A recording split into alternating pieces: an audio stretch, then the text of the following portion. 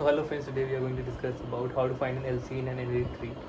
So before moving on to the main algorithm, let's try to understand what LC of two nodes exactly is. So let's suppose this is the ND tree that we have. So an ND tree is nothing but a tree where any node or each and every node that you have in the tree could have any number of children nodes. So in this case, this one node number one has three children. Node number two has one children, which is one child node, which is seven. So similarly, we have node number three, which has two children nodes, 4 and 5, and we have other nodes which have different number of child. Right? So let's suppose for this particular example, we want to find LCA of 9 and 7. 9 and 7. So in this case, my node number 9 is here, and my node number 9 is here, and node number 7 is here. So what would be the LC of these two nodes? So LC of two nodes in a tree is nothing but the lowest common ancestor of two nodes. So let's suppose for this node, if we see what are the possible ancestors of this node, we have 2 as an ancestor, then we have 1 as an ancestor, because if we go in this direction like this, then whatever nodes apart from the node itself, whatever nodes will occur in the path where we're trying to reach the root of the complete tree, then all those nodes would be my ancestor of that node. So for node number 7, so for node 7, my ancestors would be 2. Here 2 is there, then 1 is there. So 2 and 1 are my ancestors of 7. Similarly, if I have to write the ancestors of 9, so node 9 has ancestors. So if you go from here to the parent, this is the path, and you will have 8, 6 and 1, right? So 8, 6 and 1 would be my ancestors, right? So what would be LC of these two nodes? So in this, if you see what are the what is the first common node that we encountered in both the paths? So if you see, 1 is the first common node that we encountered. So for LC of 9, 7 is nothing but my 1. Similarly, if you'll pick any two nodes, let's suppose I took 5 and 6, right? So 5 and 6. So for LCA of 5, 6 would be the first common node. So here, if you see here as well, if you go in this direction, my ancestors would be 3 and 1 for node number 5, and similarly for 6 we have only one ancestor, and there's only one node which is common, which is 1, right? So here also we have 1 as my ancestor. So LCA of 9 and 11, if you see here what are the ancestors, so we have for 9 we have 8, 6 and 1, right? Similarly for 11 we have the ancestors at 8, 6 and 1. So both the nodes have all the ancestors which are common, right, in the path. So the first ancestor which is common, so here for this, if you write for node number 9 we have 8, 6 and 1, and similarly for 11 we have 8, 6 and 1, right? So whichever node which is common, whichever first node which is common in both these paths, so here you can see 8 is common in both the paths. So LC of 9 and 11 would be 8, right?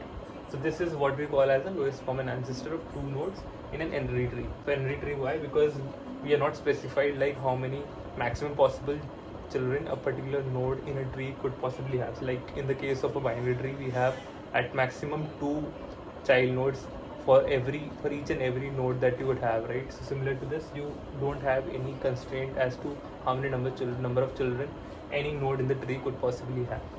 So since now we have an understanding of what LC of two nodes exactly is in an n-ary tree, now let's try to look at the algorithm for finding the LCA in an n-ary tree. So let's suppose you want to find the LCA of these two nodes, suppose 12 and 13. We want to find the LCA.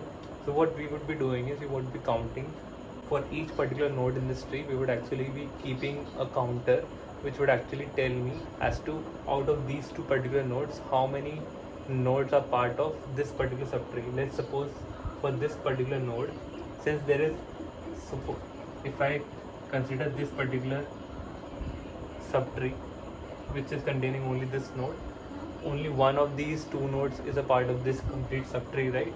So for this node my counter will be 1.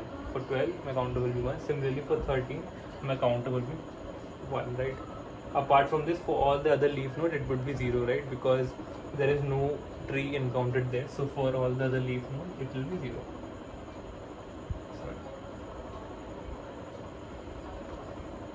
for this it would be 0. Similarly for this it is 0, right?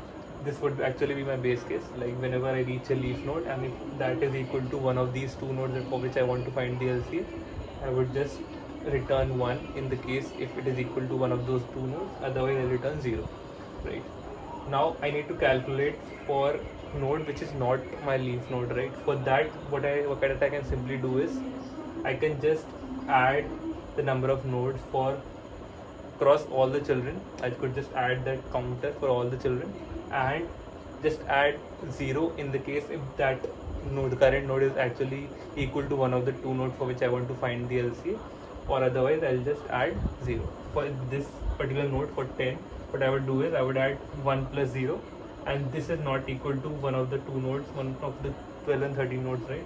So I will be adding zeros, which means 1 plus 0 plus 0 for this is 1, right? Because for this, if I consider this particular subtree containing 10, 13 and 14, for this, in this I only have one of the two LCA nodes, right, which is 13, node number 13. I don't have 12 here, so the counter is only 1 for this particular case. Similarly, for this particular node I'll be having 1 because there is only one child which is having my node, and this is not equal to one of the child nodes. For this it's already 0, and for this it's 1. Now all the child nodes are computed. Now I can compute the value for 4. For 4 I'll be having 1 plus 0 plus 1, right? And this is not equal to one of the child nodes, one of the LCA nodes. So counter for it, this would be 2. 1 plus 0 plus 1 plus 0 for this particular node would be 2. Similarly for this, there is no child, so it would be 0. Here for this also it will be 0. For here it will be 0, right? Now I have all the child node values here, so I'll be summing them up. See here, if you see, what value I have is actually 2, right, for all the particular nodes. Now while I'm doing this DFS, what I'm calculating this value, right? So now the first node where I'm getting this value as 2 will actually be my LC. So here when I'm doing my DFS, I am traversing from the leaf nodes to the root of the node, right? So in this case, when I'm coming up, what I'll be getting is I'll be getting these nodes, and here I'll be encountering this 4, right, before encountering this 1. So in this case, what I'll do is I'll simply assign this as my LCA, because this is the first node where I'm getting the count as 2. And why does it work? Because one of these nodes is actually giving me one node, and similarly here this particular subtree is actually giving me counter as 1, because here there is one node for which I want to find the LCA, and similarly for here also there is one node for which I want to find the LCA, right? For this particular example, this would be my case. Let's take another example. So here, let's take a small example. Let's suppose now I want to find the LCA for this node and for node number 2, right? So now I start from the child leaves. The leaf for this it would be 0, for this it would be 0, for this it would be 1, right? This is not one of the LCA nodes for which I want to find. Then for this it would be 0 plus 1 plus 0, it would be 1, right? Here what I'll be having this 1 plus this. For this node, this is actually one of the two nodes for which I want to find the LCA, so I'll be adding 1 instead of 0 here. So 1 plus 1, it would be 2 here. So this is the first node where I encountered this count as 2, so this is actually my LCA. So I hope you guys were able to understand how to find an LCA of two nodes in an entity tree.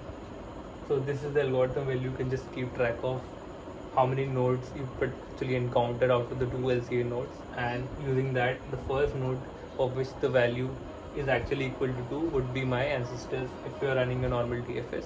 And for this, I'll be having my base cases here. My base case would be my leaf node is actually one of those nodes for which I want to find the LCA, and I'll initialize it, the counter for that node as 1.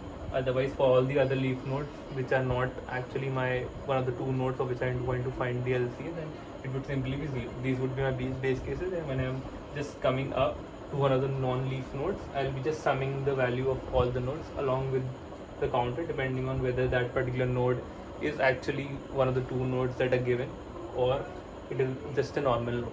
Similarly, when I'll be encountering this value as 2, then that would be my LCA. I can assign it, and it could just stop updating my global LCA node variable.